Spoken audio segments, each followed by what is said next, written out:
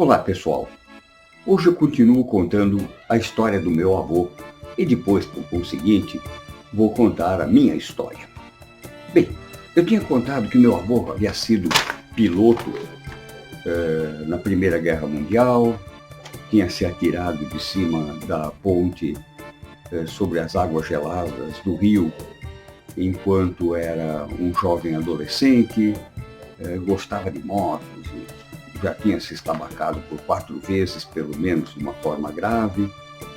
E hoje prossigo em contar a saga de Antônio, meu avô Tony. Quando já casado e com filhos, meu avô Tony foi ser bombeiro voluntário na cidade.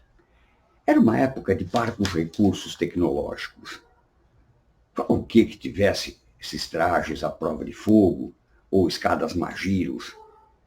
Não, nada disso. Tudo se resumia a uma vestimenta um pouco mais grossa, algumas escadas que se encaixavam umas nas outras, bombas d'água manuais e um indefectível machadinho. E assim Tony seguia, agarrado à rabeira de um caminhão lá pelos anos 30, perseguindo, com adrenalina, perseguindo as emoções fortes. Me dizia que nunca participara de um grande salvamento digno de nota. A cidade era pequena, não haviam edifícios, era no máximo prédios de 3 andares, então as pessoas saíam de dentro pelos próprios meios. Nunca houve a oportunidade de usar aquelas lonas redondas que o pessoal fica segurando de cada lado e o pessoal se atira do prédio.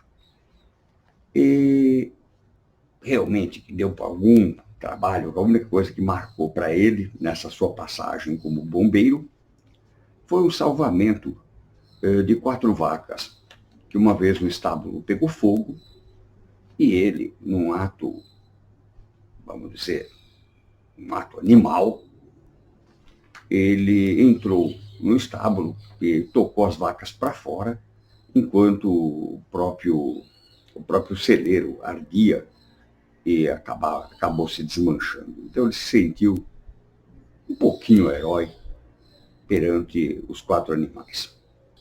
Como Tony era dado a coisas assim emocionantes, todo ano ele era convocado para polir o crucifixo que encimava a torre dos sinos da igreja da cidade. Era um ponto alto, de difícil acesso, não havia andaimes, tinha que sair se agarrando mesmo pelas cornijas e pelas telhas, e lá ia Tony toda a Semana Santa até o cume da torre e polia bravamente o crucifixo, deixando reluzente para as festividades. Quando eu vim ao mundo, Tony já tinha se acalmado. Era um funcionário responsável pela distribuição de águas da cidade. Nunca foi, assim, um burocrata. E simplesmente ele cuidava do sistema de abastecimento, águas pacíficas e boas. Também, de que adianta ficar o tempo todo desafiando a sorte? Ele já juntara tantas histórias para contar para os netos que podia se acalmar de fato um pouco. Nono Tony, ele cuidava, porém, da saúde, sim. Ele gozou sempre de boa saúde, era um sujeito sempre muito bem disposto e tudo. Ele só não acreditava na medicina. Ele, uma vez, eu estava lá com ele, e por um motivo qualquer lhe foi receitado alguns comprimidos que a minha avó e minha mãe insistiram muito para que ele tomasse. E ele, tudo bem, não, vou tomar sim, só que eu vou tomar daqui a pouquinho, sozinho, não quero que ninguém fique me controlando. Tudo bem. E aí depois ele me mostrava uns potinhos que ele tinha, que ele guardava todos os comprimidos que ele nunca havia tomado. Ele sempre prometia tomar e não os tomava. Os guardava nos potinhos. E assim, ele me disse, desse jeito, Paulo, tua avó e tua mãe ficam felizes que eu tome a medicação. E eu fico mais feliz ainda por não ter tomado a medicação e ter melhorado. Assim ficamos felizes todos. É isso que importa. Bom, uma coisa parecida aconteceu lá pelo ano de 68, quando eu passei mais de um semestre inteiro com ele lá na Itália. O médico da família havia recomendado à minha avó que ela cozinhasse com menos manteiga, que ela substituísse a manteiga por pão de margarina ou qualquer outra coisa similar, mais saudável, coisa assim. Ora, o uso da manteiga naquela região é tradicional, é cultural. A comida que se faz lá é uma comida sempre muito rica em manteiga, que lhe confere um sabor todo especial. Isso sempre foi assim há gerações. Isso leva em conta o clima, a forma de vida que eles levam. Não é um modismo de culinária. Muito bem.